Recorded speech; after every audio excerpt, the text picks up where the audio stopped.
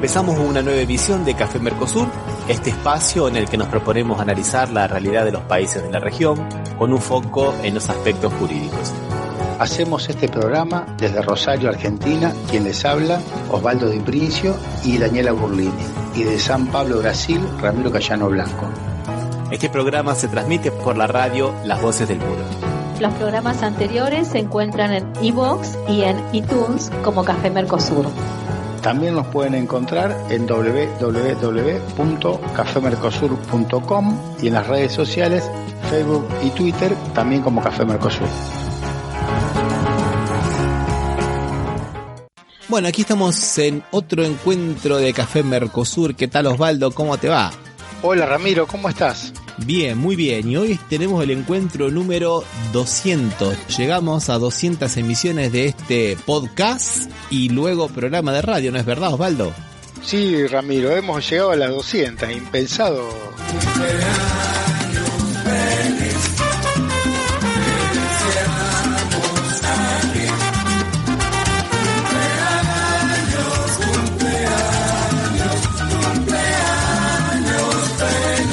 Cuando empezamos hace un tiempito que íbamos a tener 200 emisiones, 200 programas.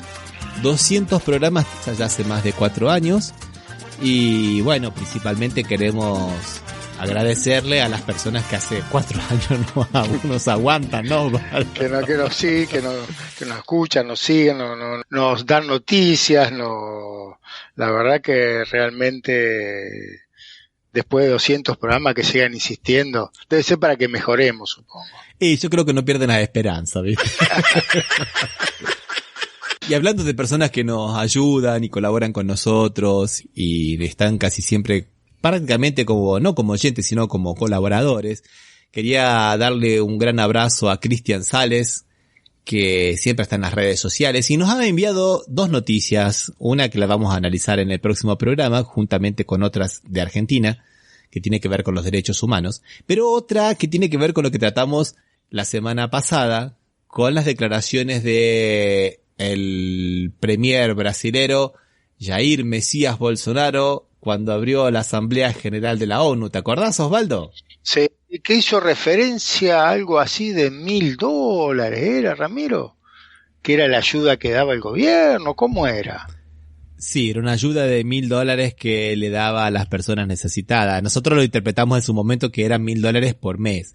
Después ellos salieron a decir, no dijimos que era por mes. Que en realidad los $1.000 se referían a el total de las prestaciones que recibirían en los trabajadores autónomos.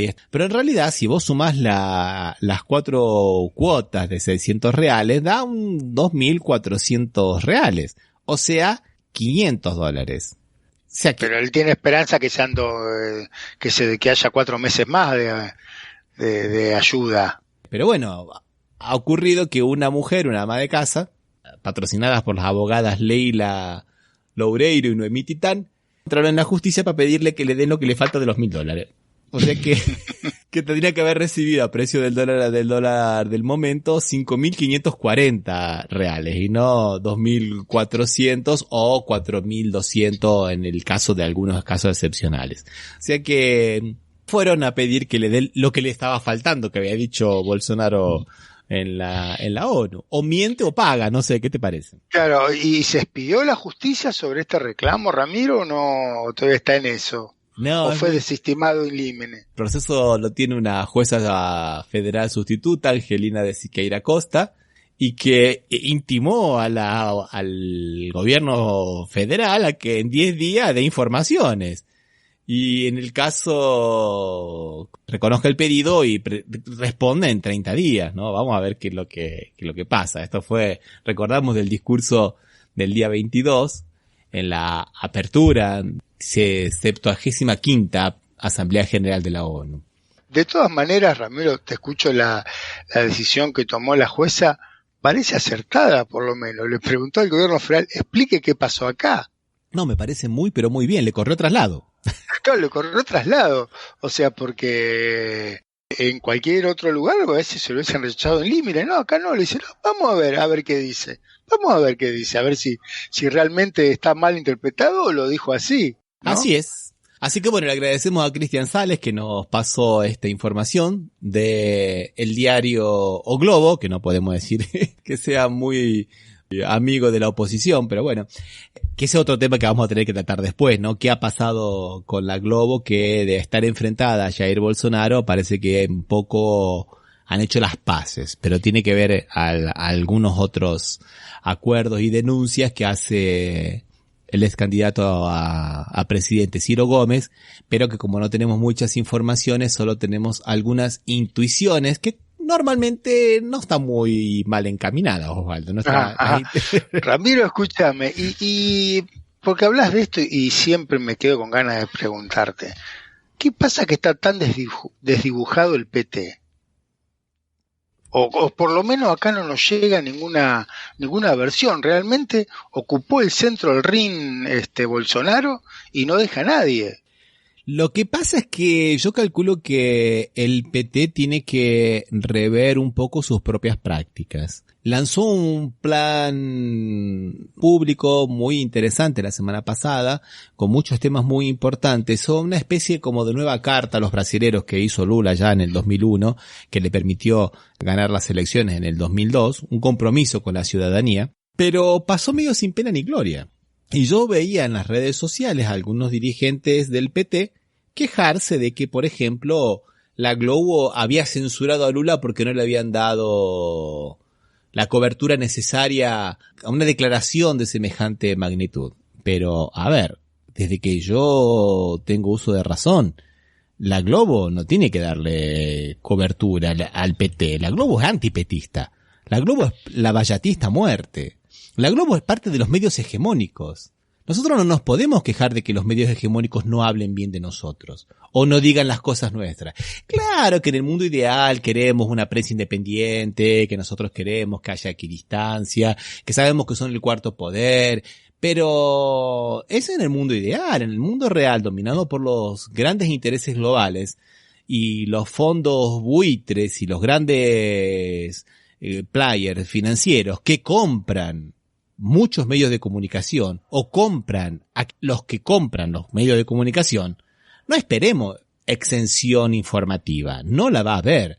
Hay que buscar nuevas formas de comunicación, hay que buscar nuevos canales, nuevas herramientas. Entonces creo que el PT tiene que replantearse mucho de eso. Claro que el Partido de los Trabajadores continúa siendo realmente el mayor partido de Latinoamérica, ¿no? Tanto de derecha como de izquierda, en número de afiliados. Es el gran centro de lo que podría ser una oposición más democrática a Bolsonaro. Pero es verdad lo que estás diciendo. Mucha gente está cuestionando eso. Yo estoy repitiendo simplemente lo que oigo de qué pasa que no está teniendo el protagonismo que debería tener.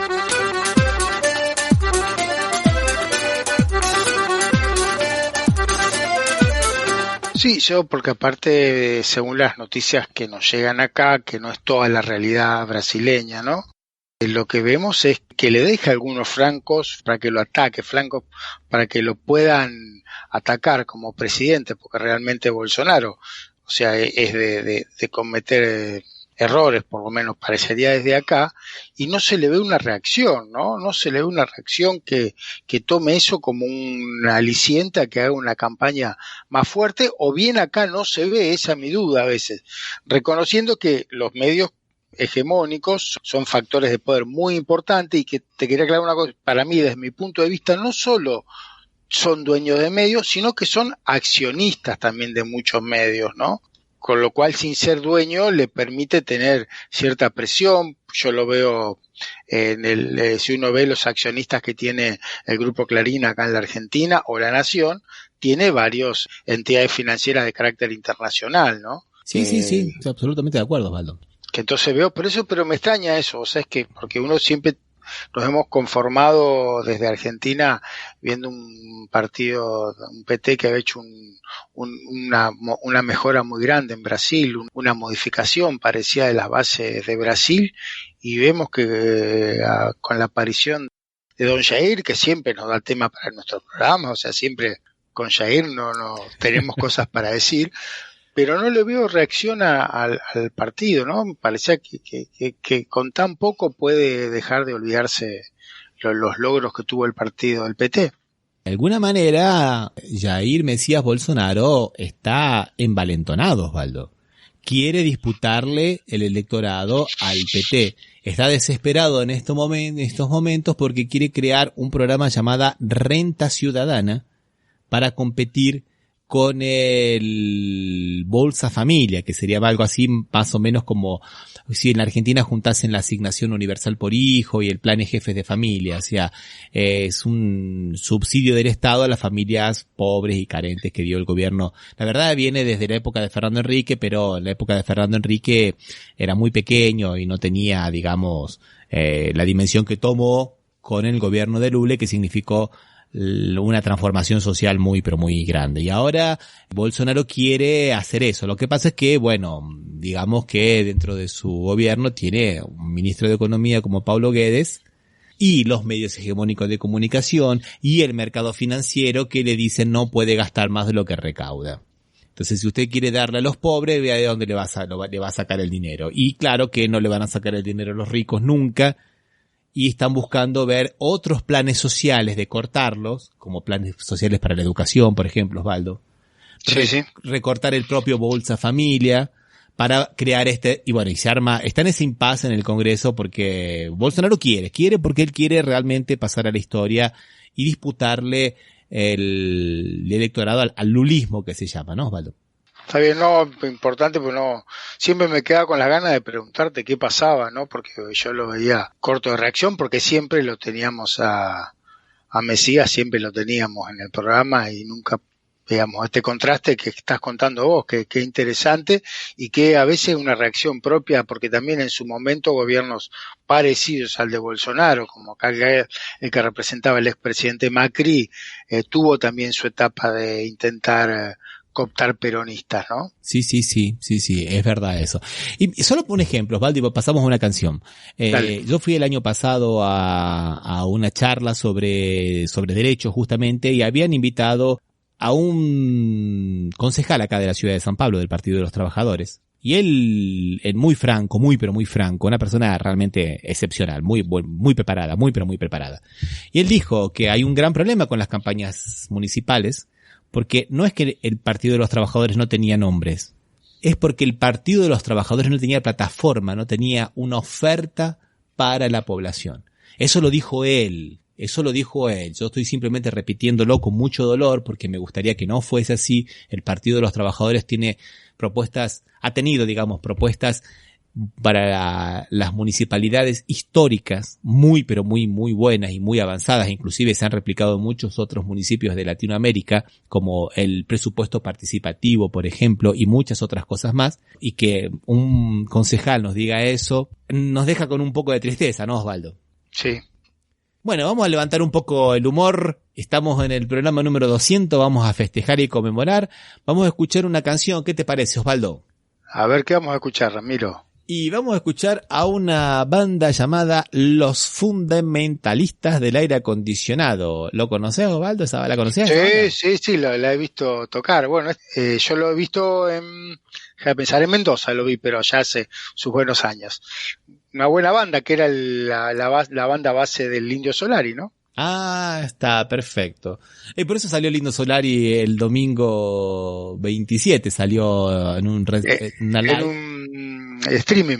Exactamente. Con los fundamentalistas. Sí, que también, o sea, en realidad son músicos de otras bandas que se juntan para tocar como fundamentalistas del aire acondicionado y eran el soporte del Indio Solari. ¿Van a hacer Amnesia? Escuchemos a Amnesia.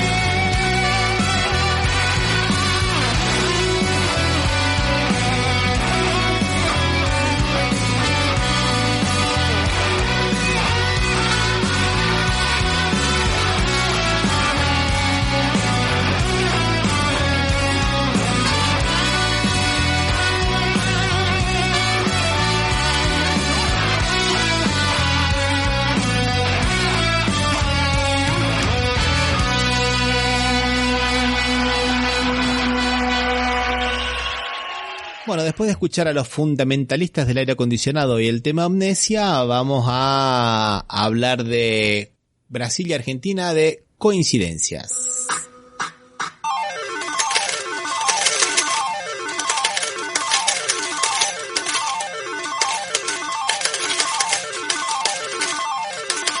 Te voy a contar una cosa que ocurrió en Brasil hace un tiempo atrás, cuando fue justamente el episodio que lo dejó a Sergio Moro fuera del Ministerio de Justicia, que fue la designación de Jair Bolsonaro de el titular de la Policía Federal, ¿no? Estamos hablando de Ramallen, y que fue muy cuestionada, que Moro dijo que querían interferir en la Policía Federal y se fue del ministerio, renunció. Y en ese momento el Partido Demócrata Traballista entró con una acción en el Supremo Tribunal Federal, la máxima corte, y el juez que tomó el caso, Moraes, decidió suspender esa designación de Ramallen al frente de la Policía Federal. ¿Qué ocurrió? Bueno, la noche del día 2 de mayo, en el edificio donde vive este hombre Moraes en San Pablo, aparecieron los bolsonaristas y le hicieron un scratch. Lo insultaron, andaban con los autos y las banderas brasileras, todo muy patriótico, con muchas comillas. Le gritaban que era un comunista al cual no le gusta la policía, que estaba con miedo del nuevo designado, que el nuevo designado, digamos, es amigo de la familia de Bolsonaro. Sí, sí. Y lo insultaron y esas cosas que suelen ocurrir, ¿no? ¿Pero cuántos manifestantes eran, Ramiro? Eran 20 manifestantes. Ah. Pero hicieron ruido. La prensa hizo algo, difundió estas imágenes, así, Y se difundieron. Lo que pasa es que no fue el ruido que posiblemente haya pasado en Argentina, ¿no es verdad, Osvaldo? ¿Qué pasó en Argentina el domingo? Y en Argentina pasó algo parecido, porque hoy la Corte tenía que resolver un tema importante, que era la situación de dos jueces, Bruglia y Bertuzzi, que ya habíamos hablado en el programa anterior y en otros programas creo que habíamos hablado, ¿no? Que habían sido trasladados por un decreto del expresidente Macri, y entonces no era lo que tiene establecido nuestro sistema legal, que es que a los jueces los designa y los traslada la Cámara de Senadores. Y entonces, como bueno, aparentemente tuvo que entender la Corte en el tema de Bruglia y Bertuzzi, por decisión de su presidente, Rosenkrantz, decidieron que en la ciudad de Rafaela, una ciudad de la provincia de Santa Fe, que de 80, 90 mil habitantes, es de la tercera ciudad o la cuarta de la provincia, que la gente se reunió también. Por eso te preguntaba cuántos manifestantes, eran unos 20, 30, no eran tantos, con autos, bocinas, banderas argentinas, cartelitos, pidiendo que el juez, como se llama Lorenzetti, votara a favor de que se mantuvieran estos jueces, Bruglia, Bertuzzi y Castelli.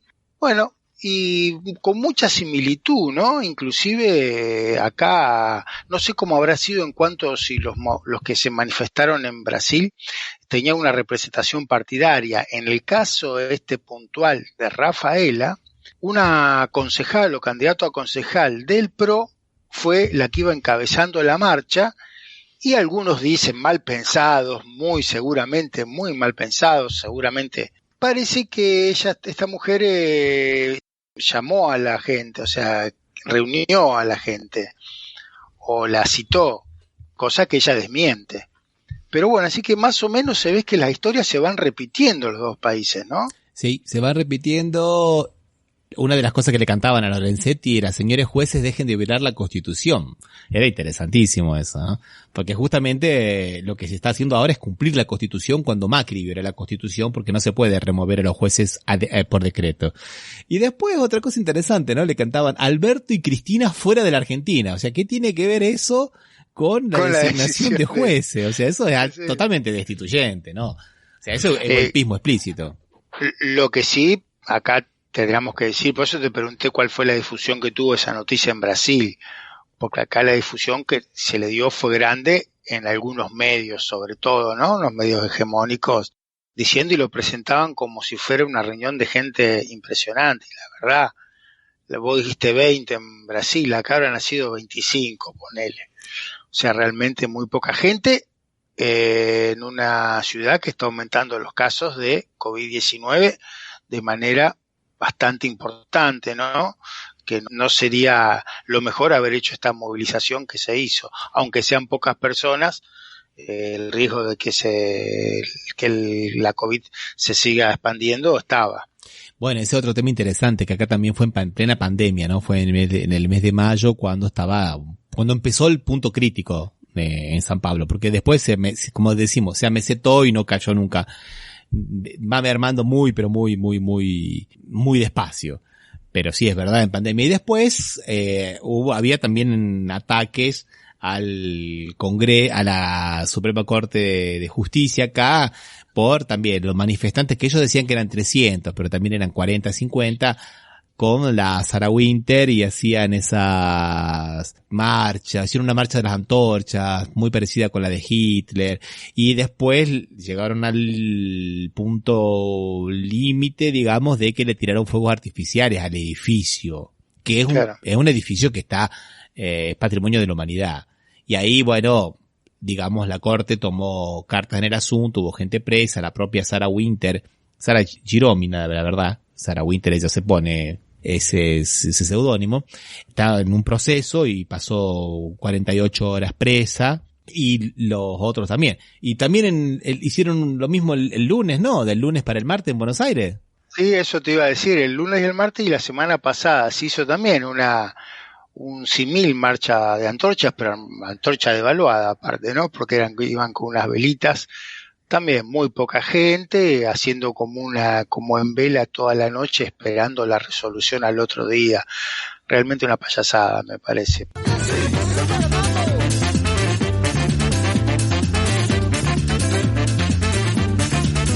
Y lo peor de todo, te diría, Ramiro, es que parece que la Corte escuchó algunos de estos delirios de esta gente, porque abrió la causa, ¿no? Que es lo que pedían, que es el recurso que pedían, que se aboque a la causa, se abocó a la causa. Yo quiero poner un poco en contexto esto, Osvaldo, porque pareciera que se hace mucho lío por 3 jueces que Macri puso en la Cámara de Apelaciones, que los trajo de otros tribunales inferiores que no podía haber hecho eso, y ahora hay que volverlos a su lugar de origen. No es que los van a destituir, no los van a echar, nada. Simplemente tienen que volver a su juzgado de origen como corresponde. Para eso hubo un concurso público, para eso fueron designados. Y la Cámara tiene que ser integrada por las personas que correspondan. Es eso simplemente, o sea, volver a la normalidad. Pero, ¿por qué tanto volver ruido? A la Constitución, diríamos. Sí, exactamente. Es eso, ¿no? Sí. ¿Pero por qué es eso? Porque la Cámara es parte fundamental del lawfare, Osvaldo. Es parte fundamental del lawfare. Nosotros siempre decimos que el lawfare está compuesto por el Poder Judicial y que hace barbaridades, y los medios hegemónicos de comunicación que hacen la condena mediática. Breaking news. La lawfare básicamente consiste en incidir en la política interna de un país, manipulando lo más posible a la justicia y los medios de comunicación, de forma que tus enemigos políticos sean bombardeados con causas judiciales y en paralelo la prensa destroce su imagen pública. Sí, sí. Pero hay más. Hay más. Yo calculo que cuando empezamos a hablar del Poder Judicial, nosotros tenemos que hablar de algunos aspectos. Por ejemplo, es fundamental que haya un juez que esté dispuesto a todo. Un juez, digamos, todoterreno, ¿no? Un juez 4x4. Tipo Moro, aquí en Brasil, o Bonadío en Argentina, ¿no, Osvaldo? El ya desaparecido Bonadío, ¿no? Que tenía muchas cosas en común. Bien. ¿Y cómo hacer para que este juez tenga las causas? Y bueno, ahí hacemos la segunda cosa. Forzamos la competencia, inventamos competencia. En el caso de Moro, se inventó que él era competente para todos los delitos que estuvieran conexidad con la Petrobras. Entonces la gente decía que era un absurdo, porque basta que uno tuviera un auto y fuera a la gasolinera de la Petrobras para ponerle nafta y ya podía caer en la jurisdicción de Curitiba, ¿no? Porque llegó a un punto del absurdo.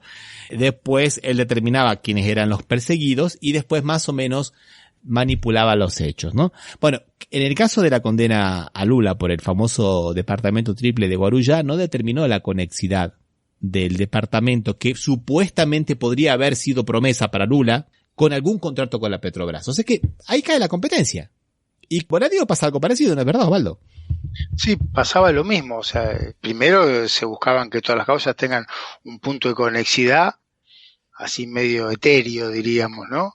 Y si no, los sorteos, extrañamente, algunos tipos de causas siempre salía sorteado Bonadío. Ya lo habíamos hablado, esto te acordás, ¿sí? Ramiro, hace 2 años creo que lo habíamos hablado, que ese sorteado era Bonadío. Realmente un sistema que veo que tiene no las dos caras, porque es la misma cara de la moneda en la Argentina y Brasil. Acá podríamos esperar un poco a ver cómo resuelve la Corte este pedido que hacen para el tema de estos jueces, del mal traslado de estos jueces, que esperaríamos a ver qué resuelva, porque si no, también a la Cámara le agregaríamos que la Corte no se está comportando de manera legítima, diríamos, o ajustada a derecho, ajustada a la Constitución, que es la ley fundamental. Sí, ahí llegas al segundo punto, Osvaldo, porque además de un juez y además de los fiscales, que los fiscales son los que arman, digamos, el circo de las detenciones, que lo llevan a las personas, entran a las casas de las personas, de los supuestamente imputados, los llevan a declarar por la fuerza, le invaden la privacidad, muestran la cama. Nosotros vimos hasta el colchón donde dormía Lula, lo vimos a Amado Vudú en pijama, o sea, una cuestión que debería quedar en la intimidad y que no. Que para colmo, Ramiro, no era gente que se había negado a la detención, que lo tuvieron que buscar, era gente que siempre estuvo a derecho y que nunca intentó evadir la justicia, ni Lula, ni que vos tomaste el caso del expresidente del segundo gobierno de Cristina, de Vudú. Uh-huh. O sea, no ninguno evitó la justicia o las resoluciones de la justicia. Y sin embargo lo hacían de noche, con cámara, se enteraba antes, los canales hegemónicos se enteraban antes que el propio defensor que iba a pasar ahí. Exactamente.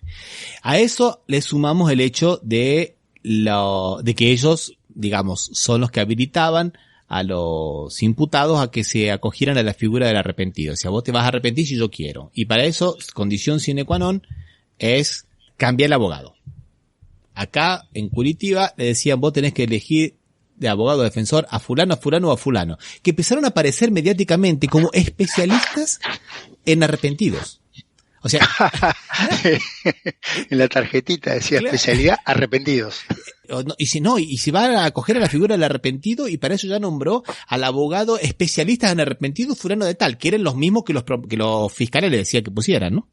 Que en Argentina lo hicieron a través de los abogados. Los defensores oficiales eran más, claro, que todo, muchas veces. Y después esconder las declaraciones, ¿no? Después de esconder las declaraciones, después vamos a hablar sobre eso. Pero todo esto, estas barbaridades que estamos comentando, Osvaldo, solamente eran posibles si hubiera una Cámara de Apelaciones amiga que convalidase absolutamente todo, que le pusiera el sello de supuestamente de regularidad y de legalidad a todo. Acá en Brasil estuvo compuesta, siempre hablamos del TRF4, Osvaldo, que es el tribunal regional, que corresponde a 3 estados, o sea que es más grande. Curitiba es una ciudad nada más, o sea que tendríamos que haber hablado nosotros más técnicamente de la sala 8 del TRF4, integrada por 4 jueces que siempre han sido los que sistemáticamente le han negado todo lo que pedía la defensa de Lula, y han dicho hasta anticipadamente que todo lo que hacía Moro estaba bien. Y en Argentina pasa lo mismo, ¿no, Osvaldo?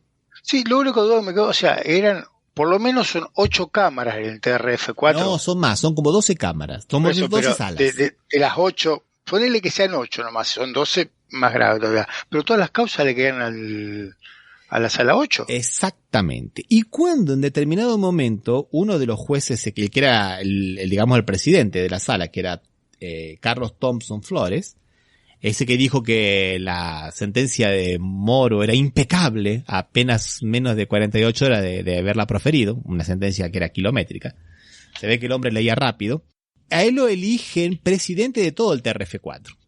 Entonces la sala queda compuesta por los otros que también estaban. João Pedro Gebrau Neto, que era padrino de casamiento de Moro y amigo de muchos años, inclusive uno le hacía los prólogos al otro de los libros. Leandro Paulsen y Víctor Laus. Cuando uno de ellos pide la renuncia, Thompson, que era el presidente de todo el tribunal, Osvaldo, de todo el tribunal, sí, renuncia a la presidencia para integrar la sala. No sea que le integren con otro juez que no sea, viste, del entongue, que no sea de la camarilla esta de jueces. Digamos. Sí, o sea, no van a poner un juez que haga justicia aparte.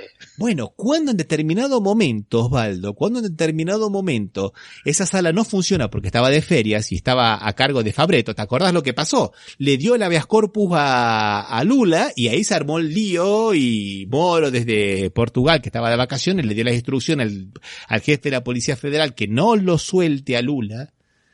Y Gebrau Neto inventaron toda una cosa para que Lula estuviera en la cárcel y no pudiera ni siquiera salir durante 2 o 3 días, porque posiblemente iba a volver a la cárcel o no se sabe, pero para que no saliera 2 o 3 días para poder dar una entrevista. Esa es la verdadera cuestión. O sea, cuando apareció otro que no era de ese grupo, por lo menos le reconoció en habeas corpus a Lula, ¿no?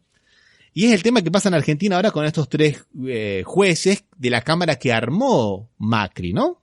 Sí, la armó con jueces ajenos todos a esa misma Cámara. De hecho, primero presionar a los jueces para que renuncien, aparte, ¿no? En su republicanismo presionó a los que le integraban para que renuncien, para conformar una Cámara, diríamos, adicta a sus decisiones, pensando que en algún momento él, cuando deje de ser presidente, tenía posibilidad de que alguna de las causas que está comprometido ahora, lleguen a esa Cámara para ser juzgadas.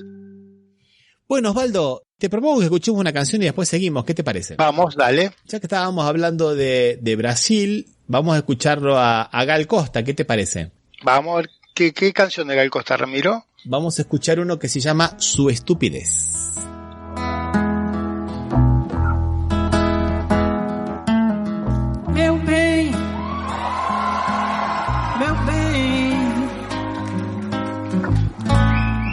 Você tem que acreditar em mim. Ninguém pode destruir assim um grande amor. Não dê ouvidos à maldade alheia e creia. Sua estupidez não lhe deixa ver que eu te amo.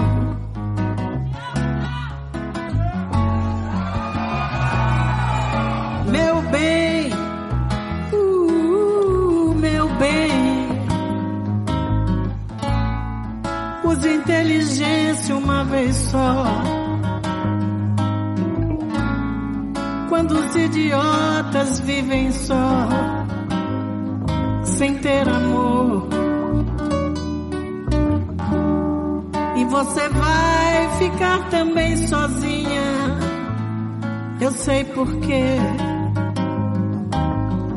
Sua estupidez não lhe deixa ver que eu te amo.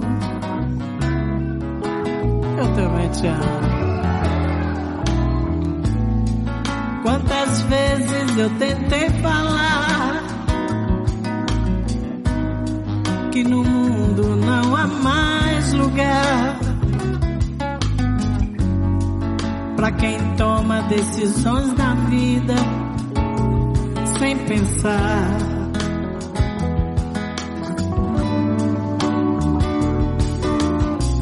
Conte ao menos até 3. Se precisar, conte outra vez, mas tente outra vez. Meu bem, meu bem, meu bem, eu te amo.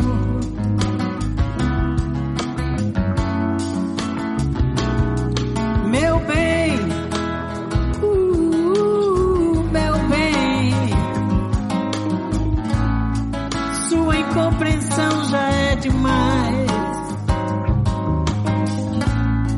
Nunca vi alguém tão incapaz de compreender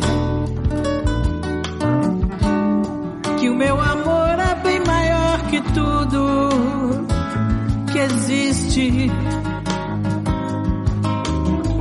Mas sua estupidez não lhe deixa ver que eu te amo. Eu te amo.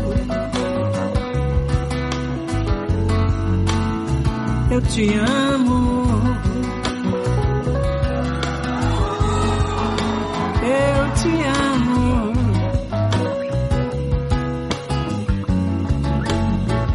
Eu te amo. Eu te amo. Eu te amo.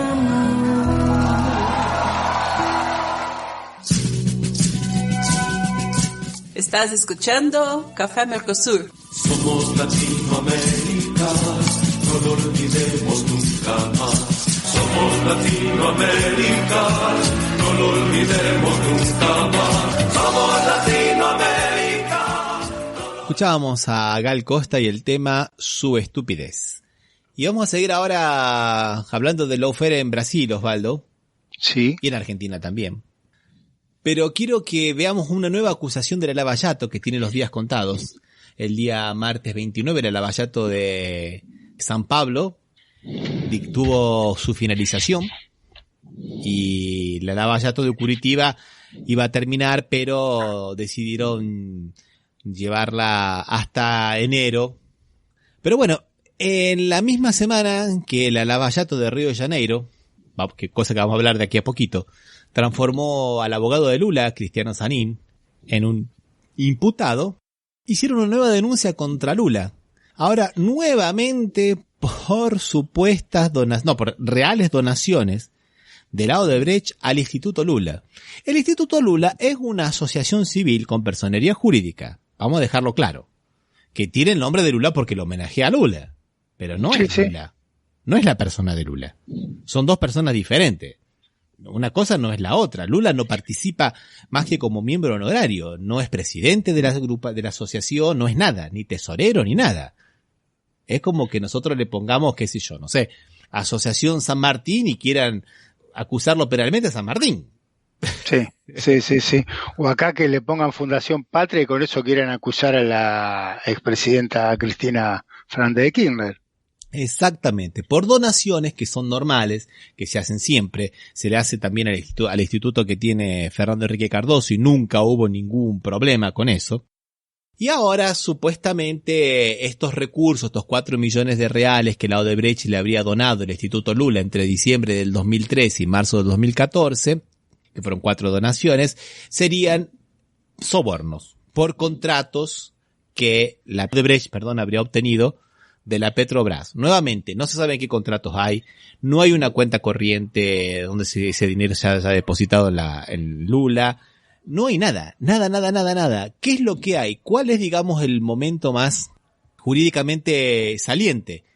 Cuando ellos dicen que existen cuentas corrientes informales de sobornos entre las constructoras Odebrecht y la OAS con el Partido de los Trabajadores, a partir de las cuales le pasaban valores millonarios para la adquisición de la reforma de los inmuebles de Lula en Guarujá, la otra quinta en Atibaia, y que eso está aprobado.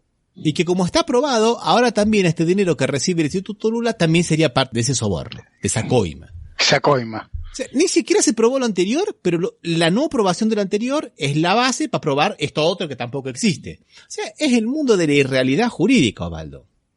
No, aparte, o sea, qué barato salen las coimas de los presidentes allá en Brasil. 3 millones de reales, ¿cuánto es en dólares? En un año aparte. ¿Cuánto es en dólares? En su momento habrá sido, ponele que habrá sido en su momento 2 millones de dólares. Pero es lo que todo el mundo dice, no es plata. Una vez le hicieron un candidato, el que era intendente de Río de Janeiro le dijo a Lula por la quinta de Atibaia, Lula, dejate de joder con esas manías de pobre que tenés vos, una quintita que no vale nada.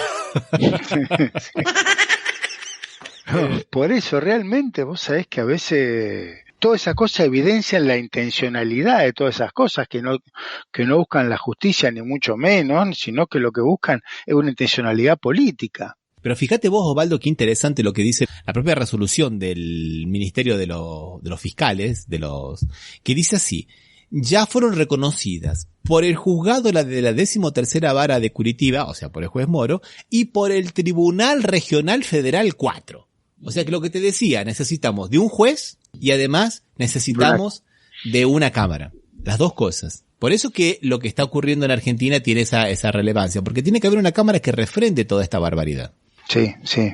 Y eso habíamos dicho que fue la misma semana en que la Lava Jato, pero esta vez la Lava Jato de Río de Janeiro, porque ha armado varios brazos la Lava Jato, ¿no? O sea, esto es, ha sido como un pulpo que antes tiene sus diferentes brazos y tentáculos. Ha dicho que la Federación del Comercio, la FEComercio, sucursal Río de Janeiro, que contrataba los servicios del bufé jurídico, del estudio jurídico de Sanín, del abogado de Lula, durante mucho tiempo, que todo eso también era coima, que era soborno. ¿En base en qué? A la figura de un arrepentido. Cuando vos mirás las declaraciones del arrepentido, que se tuvo que hacer pública porque la defensa lo exigió tanto así que tuvieron que publicarla, vos ves que la fiscal está y diciendo lo que tiene que decir. Porque el hombre del arrepentido dijo, sí, esos contratos fueron lícitos. Y la mujer, ¿pero cómo lícitos? No, sí, fueron lícitos. No, usted quiere decir que fueron regulares. Y el hombre, no, lícitos. No. Usted dice regulares, pero son ilícitos. Y yo, bueno, sí, está bien, sí, son ilícitos. Em dos trechos, Orlando Diniz afirma que os contratos fechados com o escritório do advogado Cristiano Zanin foram legais e é corrigido por uma das procuradoras. Para tentar drenar de forma ilegal, né? Você botou legal. Não, é de forma legal. Os contratos foram legais, né? Confundindo legal por formal. Os contratos foram formais, mas não legais. Sim, sim, foram formais. Está certo, doutora.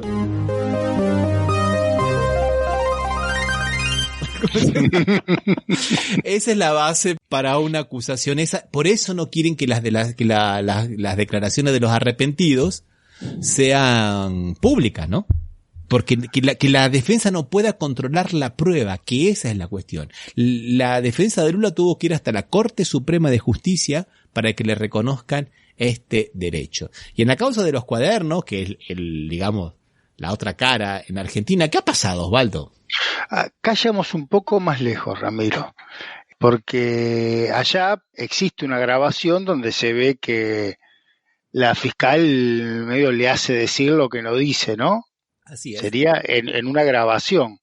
Bueno, acá el pleno del juzgado que ocupaba en vida Claudio Bonadío, la Cámara Federal de Casación Penal, le pidió a ese juzgado, que ya no lo cabeza más Bonadío, ¿no? Por supuesto, que entregue las grabaciones de las declaraciones de los arrepentidos. La grabación en audio o video pide, o en cualquier soporte magnético, termina diciendo, ¿no? Y parece que ni el fiscal ni el juez ordenaron que se registraran.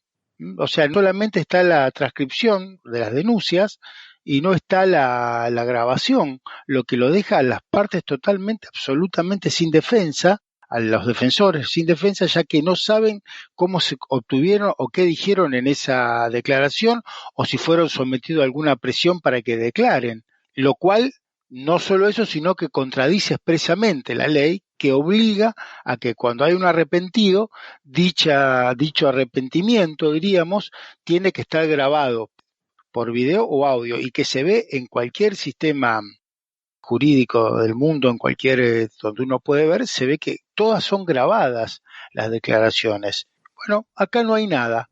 Por lo menos eso parece. Están esperando que contesten todavía, ¿no?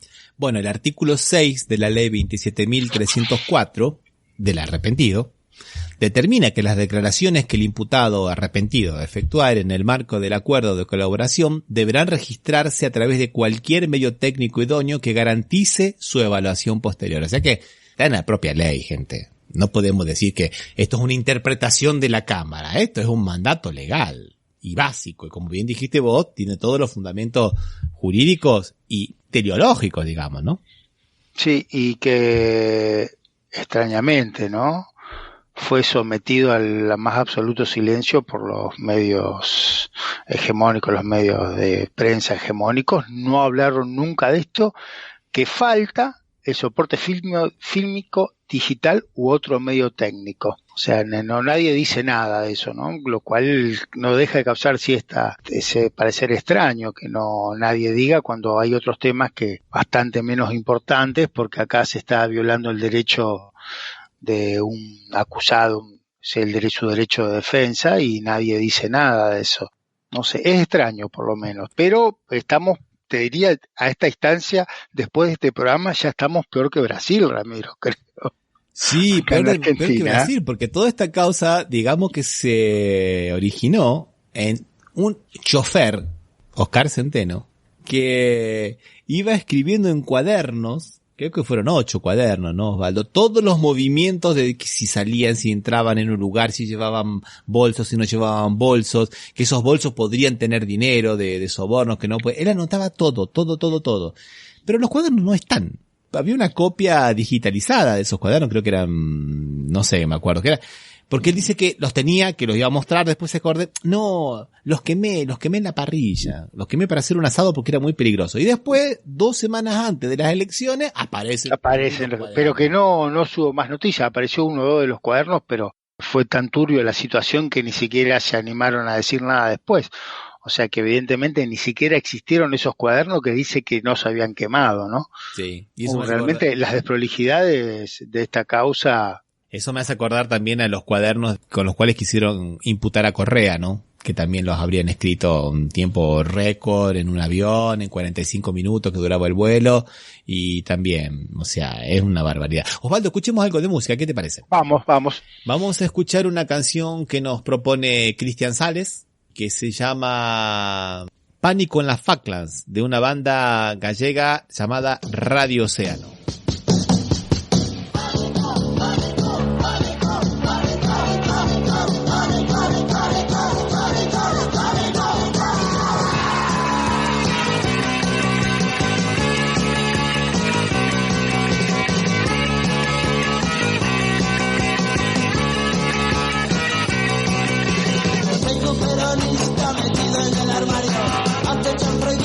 Por el fragazo, vino de comprar mate en el herbario, y gatos morenos casi a diario.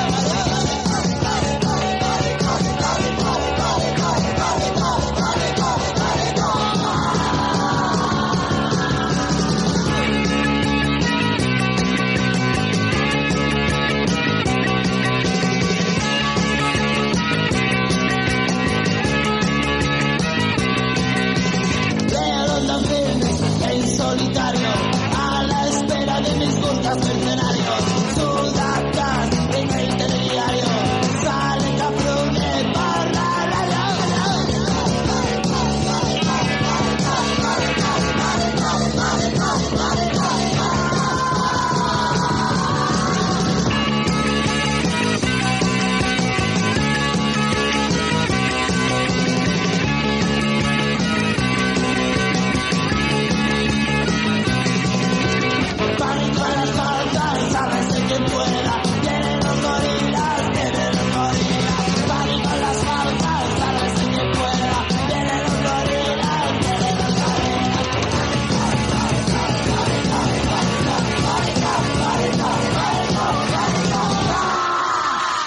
Bueno, Osvaldo, estábamos escuchando entonces a Radio Océano y el tema Pánico en las Falklands, mandado por Cristian Sales. Y vamos a terminar hablando del lawfare en América Latina, Osvaldo, y lamentablemente nos vamos para el lado de Ecuador, porque esta vez, digamos, se ha consolidado la persecución contra el expresidente Correa, ¿no? Y el actual candidato a vicepresidente, pero que no va a poder serlo por causa de esta decisión judicial. Orden de captura contra el expresidente de Ecuador, Rafael Correa. La justicia ecuatoriana dispuso que se ejecute el fallo de 8 años de prisión por corrupción. La policía recibió la instrucción para la inmediata localización y captura del exgobernante socialista. El exmandatario, que vive en Bélgica, fue procesado en ausencia y en un fallo en última instancia hace 2 semanas se estableció que Correa y varios de sus excolaboradores, también condenados, recibieron sobornos a cambio de contratos con diversas empresas. La sentencia incluye la inhabilitación de por vida del expresidente para desempeñar cargos de elección popular. Correa aspira a participar en los comicios de febrero como candidato a vicepresidente. La justicia también ordenó al Ministerio de Finanzas la suspensión del sueldo vitalicio de unos $4,200 mensuales que recibía Correa como expresidente, que pierde al ser condenado por corrupción. La resolución judicial además comunica a la autoridad electoral sobre la pérdida de los derechos políticos del expresidente, que según la Constitución quedó inhabilitado al ser sentenciado por cohecho. Se le ha decretado la detención internacional, Osvaldo, en que inclusive se dejen de pagar las pensiones vitalicias como presidente a Rafael Correa y a Jorge Glass. Sí, para ya evidentemente hacer imposible que pueda ser candidato, ¿no? Quería ser candidato a integrar la fórmula presidencial como vicepresidente Correa. La verdad que esta resolución se le hace imposible ser candidato y que toda la encuesta le daban como ganador, ¿no? A la fórmula que él integraba. Bueno, contra él las órdenes de captura y contra muchísima gente más, Osvaldo. La lista es larguísima de gente que integraba el gobierno porque supuestamente habrían cometido delitos de mala administración y administración fraudulenta y todo ese tipo de cosas, al punto que disponen de medidas de reparación simbólicas que a mí me hacen acordar mucho la época medieval, ¿no es verdad, Osvaldo? O por lo menos la colonia, ¿eh? O por lo menos la colonia. Por ejemplo, los sentenciados deben pedir disculpas públicas en la plaza pública, en la Plaza Independencia, en la ciudad de Quito. A tal día y a tal hora, todavía, porque si todavía está por fijarse el día y la hora, o sea, en esa plaza, en ese lugar, ese día y a esa hora. Y esa palabra los traspase, y esa palabra traiga verdadero arrepentimiento. La verdad que realmente, si no fuera tan serio, porque es la libertad de una persona que fue presidente de un país y que seguía ejerciendo la política, que tuvo que irse a otro país para que no perdiera la libertad, daría risa si no fuera la seriedad del tema. Y porque lo que se busca es la humillación, Osvaldo. Lo que se busca, y por lo menos en la Constitución argentina, las leyes argentinas desde 1813 estaban prohibidas las penas infamantes. Y esto es una pena infamante. Esto solamente busca la humillación del condenado. Y también, fíjate, van a colocar una plaza en el Palacio Carondelet que va a decir lo siguiente: los recursos públicos deben ser siempre administrados honradamente. El servicio público no es otra cosa que un servicio a la comunidad, con sujeción a los principios de la ética, que será escrito en español y en quichua, para que los votan, esos indios que lo votan a Correa, sepan que No, la verdad que yo te diría ya en esta instancia, Ramiro, que digan realmente, que pidan la orden de detención internacional, todo eso, bueno, podría tener algo de razón si es justificado lo que están diciendo, si cometió un delito. Ahora estas penas infamantes, realmente no tiene la más mínima cuestión jurídica, ¿no? Realmente es una burla a la justicia. Totalmente de acuerdo, Osvaldo. Y menos mal que aquí en Brasil no se llevó a cabo lo que querían los fiscales de la Lava Jato, que era hacer el museo contra la corrupción, porque iba a hacer todo esto. Esto. Pero no sé si, me parece que en ese sentido Brasil tiene un poco más responsabilidad, no hacer una cosa así es realmente una burla. Bueno, y hemos llegado al final de nuestro programa de hoy, el programa número 200, en el cual hemos profundizado un poco las cosas del lawfare, ¿no, Osvaldo? Nos lo debíamos, ¿no? No solo eso, también acentuamos más todavía el carácter latinoamericano del programa, ¿no? Porque hemos visto cómo se presentaban en los dos países y en Ecuador las mismas costumbres que cuando empezamos el programa hace 4 años queríamos ir darle una visión jurídica a esos temas. Creo que cerramos como comenzamos. Parece la pescadilla que se muerde la cola, como dirían los españoles. Bueno, recordamos que este programa sale por la radio lasvocesdelmuro.net. Los domingos a la noche nos escuchan por la FM Impacto de la ciudad de Villa Gobernador Galvez. Y que nos pueden seguir también en las redes sociales, Facebook y Twitter, como Café Mercosur. Y visitar nuestra página www.cafemercosur.com.